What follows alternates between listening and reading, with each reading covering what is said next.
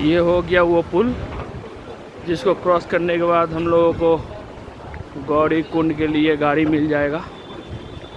धूप बहुत जोर से है।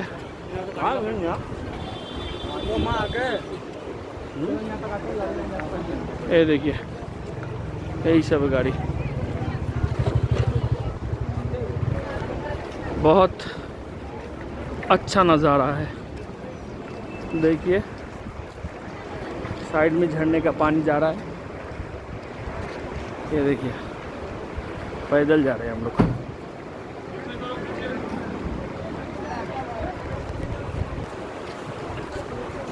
ये देखिए हम लोगों का तीजन, बहुत धूप में हम लोग चल रहे हैं। देखिए भीड़ देखिए, अभी भीड़ तो लग रहा है और बढ़ेगी।